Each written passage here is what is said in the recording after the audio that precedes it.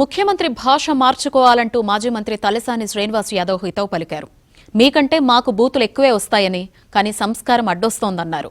CM హోదాకు తగ్గట్లు హుందాగా నడుచుకోవాలని, మంచి పనులు చేసి ప్రజల మన్ననల్ని పొందాలని తలసాని సూచించారు. ఎన్నికల ముందు ఆచరణ సాధ్యం కాని హామీలిచ్చారు అని, అధికారంలోకి వచ్చాక హామీలను ఎగవేసేందుకు ప్రయత్నిస్తున్నారు అని ఆరోపించారు. సికింద్రాబాద్ తహసీల్దార్ కార్యాలయంలో కళ్యాణ లక్ష్మి, షాదీ ముబారక్ లబ్దిదారులకు చెక్కుల్ని పంపిణీ చేసిన తలసాని శ్రీనివాస్ యాదవ్, కళ్యాణ లక్ష్మి, షాదీ ముబారక్ లబ్దిదారులకు తులం బంగారం ఇస్తామన్నారు. 2 ఏళ్ల నుంచి ఒక్కరికైనా ఇచ్చారా అని ప్రశ్నించారు. జీహెచ్ఎంసీలో డివిజన్ల ఏర్పాటంతా గందరగోళంగా ఉందని, పార్టీలు, ప్రజాప్రతినిధులు ప్రజల అభిప్రాయాల్ని ప్రభుత్వం పట్టించుకోలేదని తలసాని ఆరోపించారు.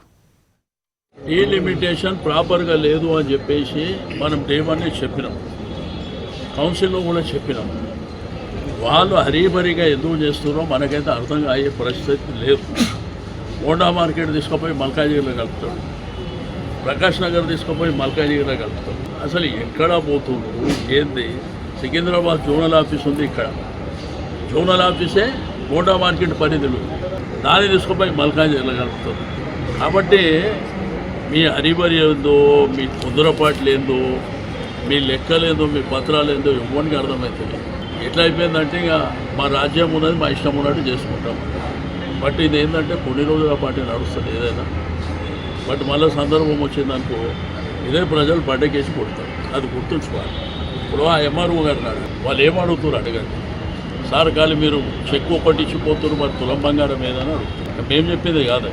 ఆ 2000 పెన్షన్ 4000 ఇస్తామన్నారు, వికలాంగులు 3000 6000 ఇస్తామన్నారు. ఒక ఆమె భర్త చనిపోయి 8 సంవత్సరాలు అవుతుందంట, కొత్త పెన్షన్ ఎప్పుడు వస్తుందంట. రెండోది కొంతమంది ఇల్లు లేవంటారు. మరి ఇంద్రమ్మ ఇల్లు కడతా ఆకాశానికి కట్టిర్రు, అన్నీ నిచ్చెనరు, అధికారంలో ఎక్కిర్రు, అందలం ఎక్కిర్రు, ఈరోజు ఎంజాయ్ చేస్తారు. కాబట్టి నేను ఇప్పటికి కూడా ముఖ్యమంత్రి గారు చెప్పేది ఒకటి, నువ్వు దయచేసి నీ భాష మార్చుకో, ప్రజల మన్ననలు పొందాలి, మంచి కార్యక్రమాలు చేయాలి.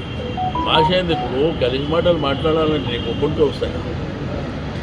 మా దగ్గర మోండా మార్కెట్లో తీసుకోపోతే ఒకసారి ముఖ్యమంత్రి బూతు మాటలు ఎట్లా నేర్పియాలో నేర్పిస్తారు.